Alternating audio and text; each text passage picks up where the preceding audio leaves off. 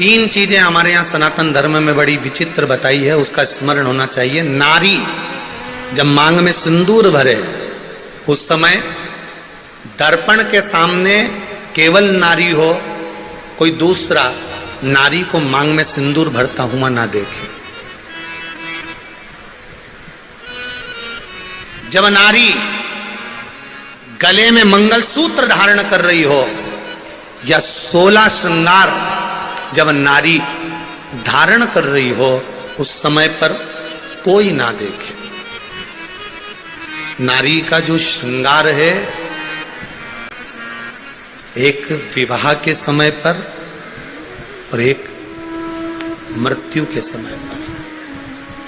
सौभाग्यवती नारी का श्रृंगार दो जगह पर भले सर्वरूप में देखा जा सकता है, क्योंकि बाराती सब बैठे रहते हैं और दूल्हा मांग भरता है, बाराती सब बैठे रहते हैं और दूल्हा मंगलसूत्र पहनाता है, सब लोग बैठे रहते हैं और पांव में बिछुड़ी दबाई जाती है, सब बैठे हुए हैं, मांग का सिंदूर भरा रहा। और एक अखंड सौभाग्यवती नारी जब जाती है, तब सबके सामने सब खड़े हैं और पति अपनी पत्नी को मांग में सिंदूर भरकर आखिरी में भेज देता है,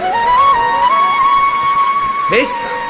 ये दो, पर इसके बीच में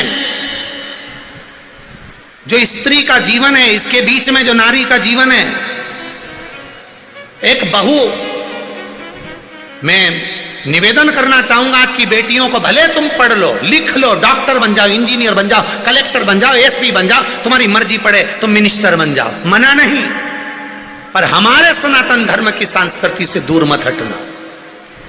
मुख में हिंदी, माथे पर बिंदी, ये मेरे भारत की सनातन धर्म की निशानी आपके भीतर होना चाहिए।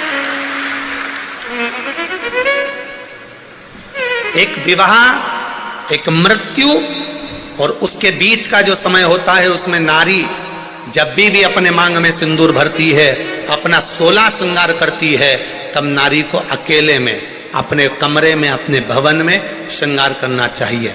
यहां तक शास्त्र कहता है कि छत पर खड़े होकर भी बाल नहीं बांधना चाहिए।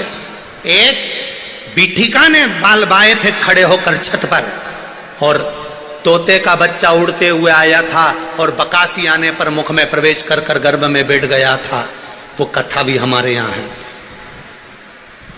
कंस का जन्म कैसे हुआ, ये आप सब श्रीमद् भागवत की कथाओं में सुन चुके हो कि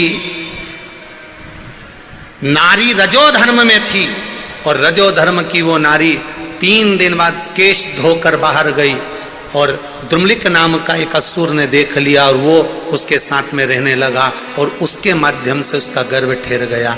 यहां तक हमारे संवाद करते हैं, उसमें थोड़ा सा स्त्री को समझना है, थोड़ा सा नारी को समझना। आप करो श्रृंगार,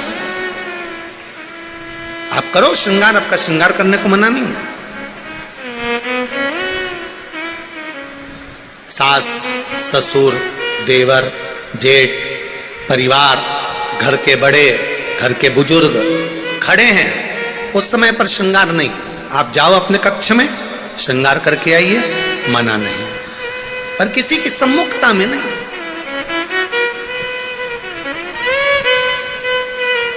कितनी कितनी मर्यादा मेरे भारत की भूमि की रही है। इतना इतना पल्लू मेरे भारत भूमि की माताएं करती आई हैं, और अभी भी पूरे बेटमा में और इधर आसपास के क्षेत्र में आप जाकर देखिए, मेरे मालवा क्षेत्र में आज भी इतना पल्लू, और उम्र हो गई 75 साल 80 साल, तो भी डोकरी इतना पल्लू करके चले।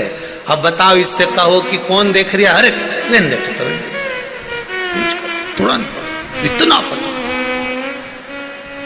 वो तो धीरे धीरे पल्लू इधर आया, फिर इधर आया,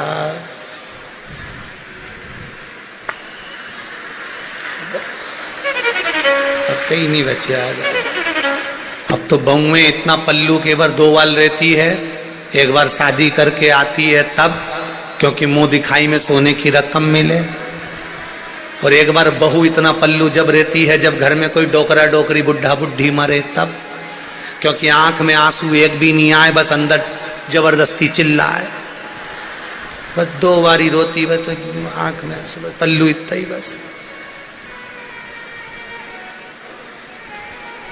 और वो भी भगवान जाने ऐसी डिजाइन में रोती,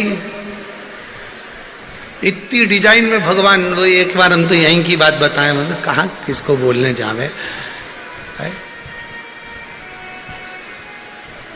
यही क्षेत्र तुम्हारा ही क्षेत्र।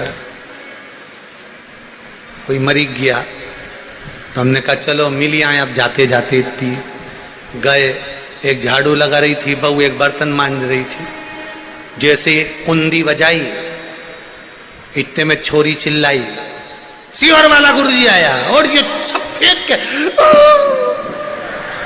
जो पड़ी रोवा। फिर और हम बैठे जब तक रेडियो की आवाज एकदम तेज थी,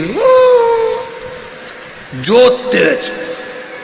और थोड़ी देर बाद फिर उनके पति वगैरह हमारे पास आके बैठे और उन्होंने कहा जाओ अंदर से पानी लिया। इतने में सब चुप, एक के मुंडे से मुंह ही निकले।